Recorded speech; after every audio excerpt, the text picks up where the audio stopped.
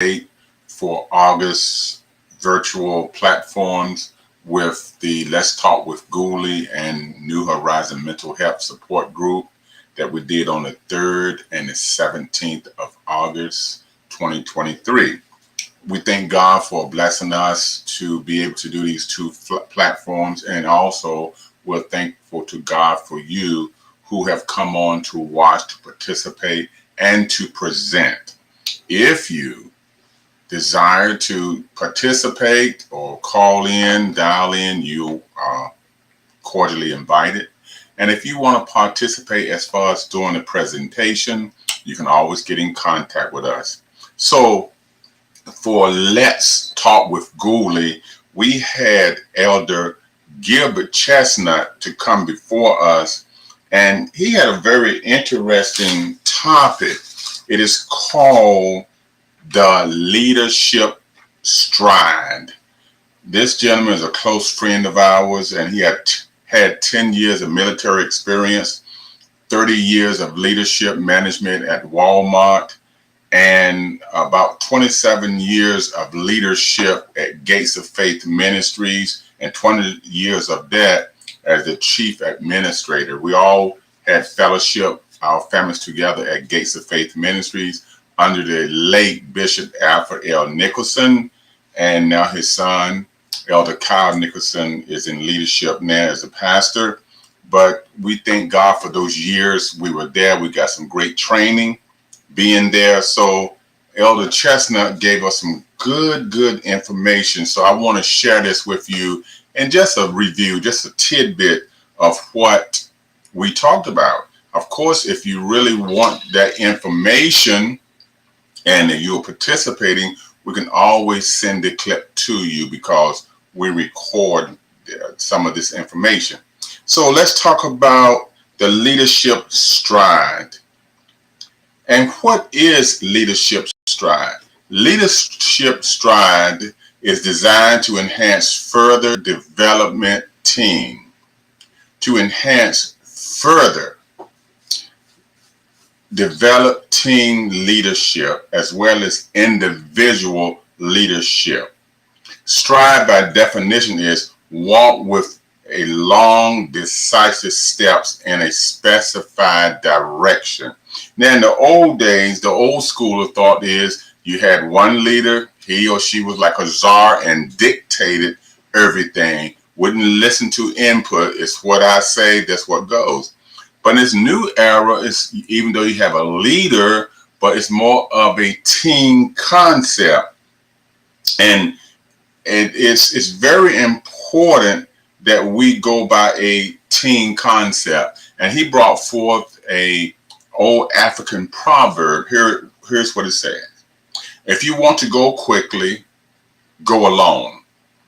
If you want to go far, go together. Let me repeat that. If you want to go quickly, go alone. If you want to go far, go together. Whether in your home, in ministry, on your job, in your social standing, team leadership is what's going to take us through the long haul. Like I said, it's no longer dictatorship as a leader. It's about team leadership to be successful. We don't have to have a title necessarily. It's just influence. We can have influence whether you're the top leader or not. So it's very important that we go in the team leadership concept. And then another part, he talked about a horse doesn't necessarily take a step, but a stride, using all of its parts. And that's what we need to do in leadership, using all the parts. Everyone has a part in the team effort. Everyone can bring something to the table to make that organization, again, from home to church, vocation to society as a whole. So let's really get in tune with the team leadership. Then on the 17th, we had New Horizon Mental Health Support Group, and we had Dr. Amanda Kuhn, who is a retired pediatric dentist, and the title was Being Exposed to Children and Teens with Mental Health Challenges at Home and at Work. Even though she was not trained in the mental health field, but because some of her patients, teens and children, exhibit those challenges, or they were bound by some of these things. And so the parents would like for her to talk to them. And so she talked to many of them, and even in her own home, her daughter now is in high school, but she was going through a lot of mental health challenges as a child, very young, very young. And so she brought forth more from a spiritual level, and just a tidbit about what she experienced on her job. And so let me give you some stats. This says about 20% of teens experience or deal with depression and anxiety. 20%, 27% of those in college. In a 2023 survey, 57% felt sad and hopeless. And these are teen girls. 16% face one major depressive episode, at least one major. They felt unworthy, hopeless. They were cutting themselves, eating disorders, thoughts of suicide, thoughts of feeling of bad behavior.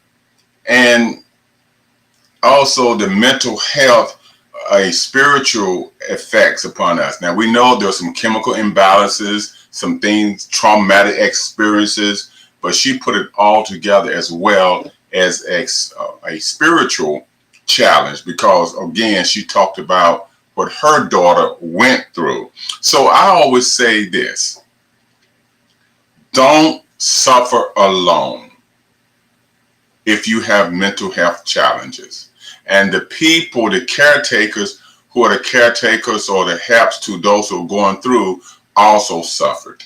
As I've said on many instances, I thank God for this platform, because it was birthed out of what I had gone through from adult years with mental health challenges. It was challenges, I'm sorry. It was daunting. It felt like I was never going to overcome, and it caused so many side effects.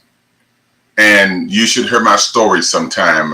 Time won't allow me to do it now, but there are a lot of physical side effects from that. So I'll say to you, join us each first Thursday of the month for Let's Talk with Gooley, and I'm Gooley, and the third Thursday of the month of New Horizon Mental Health Support Group. We have professional people coming on, those from the church, those from a broad spectrum, from the mental health department in Chesterfield County, where I reside, Chesterfield County, Virginia. So we have a lot of professional people coming on. So please check with us.